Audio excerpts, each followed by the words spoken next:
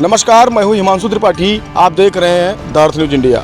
जब सिस्टम में करप्शन कूट कूट के भर दिया जाता है और जनता को न्याय नहीं मिलता है या जनता कभी अपने लिए कहीं आवाज़ उठाने की कोशिश करती है और कोई अधिकारी उसकी आवाज़ सुनता नहीं है, तब उसका एक अधिकार जागता है।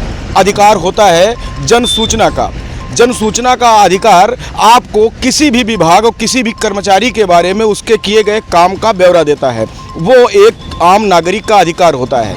हमारे सामने कुछ एक ऐसे तथ्य आए हैं, जब हमने उस तथ्यों को देखा तो हमारा सर चकरा गया और दावा मैं करता हूं कि हमारे सभी दर्शकों का सर एक बार चकरा जरूर जाएगा कि योगी के शासन में सुशासन की इतनी व्यवस्था होने के बाद अधिकारियों के द्वारा किया जा रहा बार बार ये इतने बड़ी घोटालेबाजी का खुलासा जो द अर्थ न्यूज इंडिया आज करने जा रही है, आप जरा बड़े गौर से सुनिएगा। जन जागृति उत्थान शिक्षा सेवा संस्थान आरोपुर आलापुर अंबेडकर नगर, यह एक ऑर्गेनाइजेशन है, एनजीओ है, जो समाज में शिक्षा व्यवस्था को लेके और कई मुद्दों पर जन जागरण करती है, गांव-गांव जाके कैंप लगाती है। इस संगठन ने कुछ ग्रामीणों के शिकायत पत्र पर जन सूचना मांगा।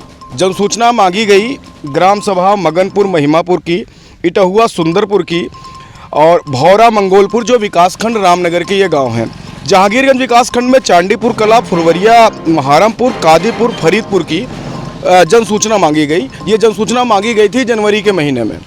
अभी इतने दिनों तक इस जन सूचना पर कोई भी कार्रवाई नहीं हो सकती है, जबकि डीपीआरओ अंबेडकर नगर अवनीश श्रीवास्तव जी क्या कहते हैं कि कोई भी संस्था जन सूचना मांगने का अधिकार नहीं रखती है। जबकि जब इस बारे में पता किया जाता है तो कोई भी एक इंडिविजुअल आदमी या फिर कोई भी एक संस्था अगर किसी अधिकारी या किसी विभाग का जन सूचना मांगना चाहती है तो उसके अधिकार क्षेत्र में आता है।